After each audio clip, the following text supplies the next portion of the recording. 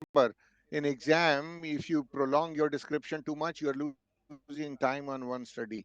So if you are confident that you have got the description right and you are ready, you need to wrap it up. So now I can wrap it up for the audience. What you described so far, you think there is a dense M2 segment. It is called M2 dot sign.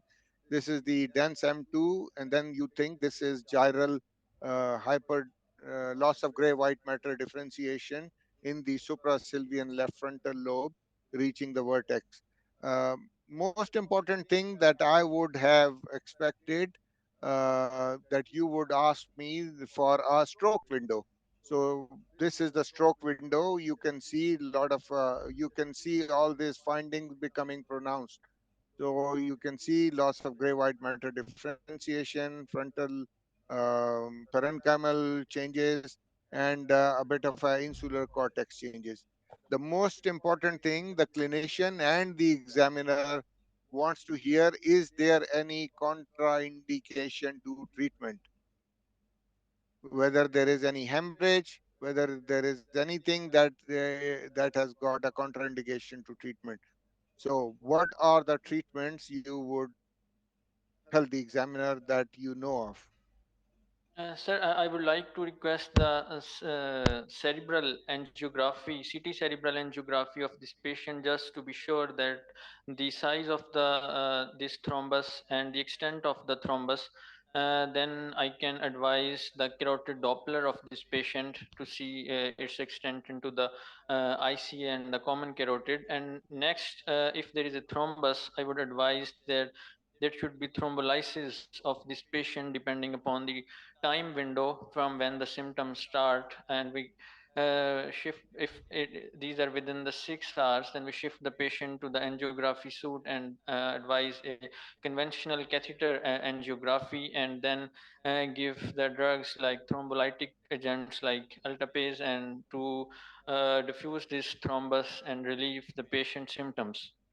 Okay, so yeah, that's correct. So all these things should come side by side to your description so that the examiner knows that you know the clinical side. Okay, so I am going to show you the CT angiogram.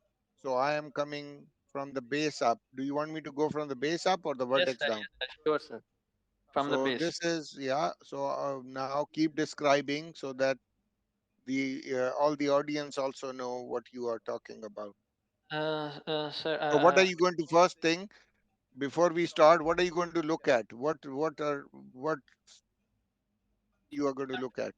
sir, my interest would be the common carotid artery, and then the internal carotid Which artery. side? Sir, Which, on the left side. okay, so let's concentrate on the left carotid.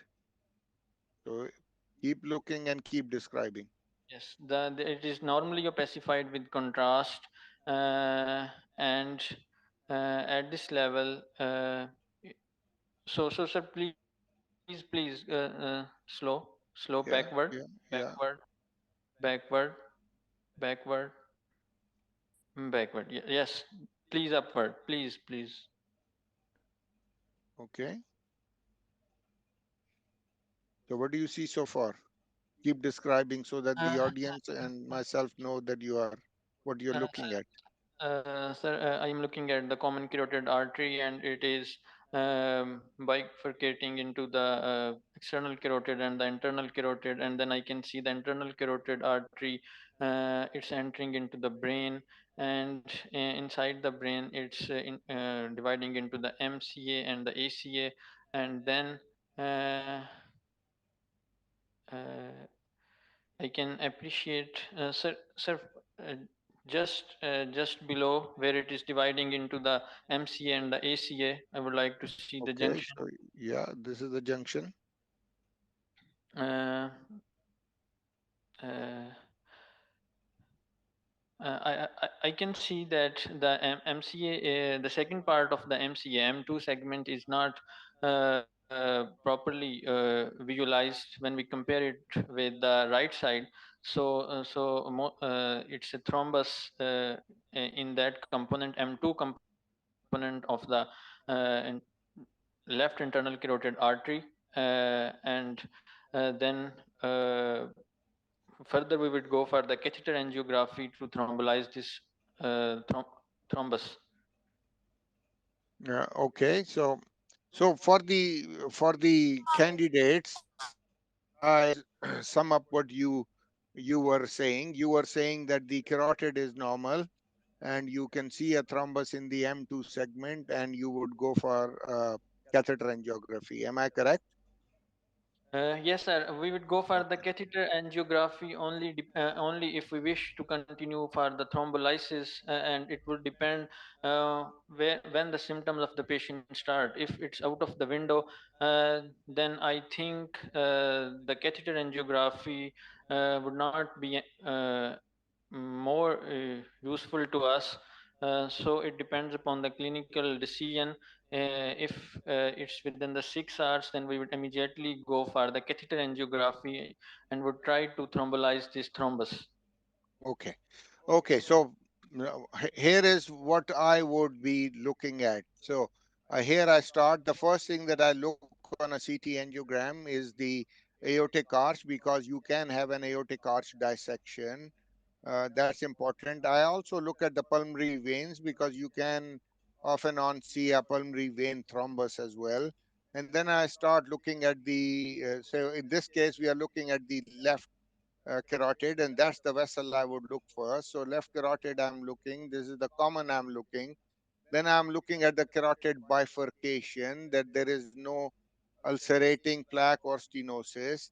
And then I would start going into the internal carotid and keep watching the internal carotid as it takes a circular bend, which is a normal anatomy. But what is this? I can see there is a filling defect here as well. And then it takes a turn. And so there is a filling defect, there is narrowing, and then it takes another turn. And then it has got a bit of a reduced caliber. The good thing is you should compare always the vessel to the contralateral side. So here you see its caliber is gone. So you got a thrombus, a turn. Always look at the curved part of the vessels clearly, because that's the common site of the dissections. So here you can see a thrombus, narrowing, and a dissection flap. And the flap has given a thrombus. Then I come up, I see cavernous carotid, paraclinoid, and then you see the T junction of the MCA ACA. That looks okay. And then when you go up, you can see here the vessel is visible, but the other vessel, which is this one, then it fades out. You don't see it. So that's where the thrombus was, M2 we saw. And this is the other branch that comes up. So that's the branch that you saw was missing. So you could see coming up, and then it got missed. So when you thicken the slab of the angiogram, you see there is a branch that got missed. There is one branch coming. And the other thing that is important is that when you see, compare the two sides, look at here, you see some missing of the vessels in comparison to the right side. Always look at the right side, and then you see that there in this area the vessels are missing. And then you further look at the rest of the vasculature as it is. So here is something, a concept I will clear. The IV TPA, the thrombolysis, is still within 6 hours. But remember, the trials, the latest current trials have shown that the large vessel occlusion, that is the ICA, MCA, ACA, the large vessels, the big thrombus load does not get dissolved with the TPA IV thrombolysis. So they have to be taken out through the catheter angiogram. And for them, there is no time bar now. The only time bar is how is the aspect score. So you need to know the aspect score that is now prevalent. So let me show you the aspect score of this patient. So see, the aspect score is comprised of chordate nucleus, lentiform nucleus, insular cortex, M1, M2, M1, M2, M3, M4, M5, M6. So this all becomes 10. So this is the artificial intelligence. So the 10, any area that gets involved is subtract it from it. So if you see three areas involved, so this will become aspect score 10 minus 3 is 7. So in this case, two areas, the artificial intelligence thought that two areas are involved. So it is an aspect score of 8. So now if aspect score 6 and above, you go for thrombectomy. There is no contraindication to thrombectomy. So IV TPA is 6 hours, but the aspect score of 6 and is no contraindication to thrombectomy. So in this case, what we did was we went for a catheter angiogram and we looked at, that's your dissection flap. You can see the filling device and that you can see the nerving. So this is the dissection flap. And then we were looking for the thrombus. You can see here, let me show you.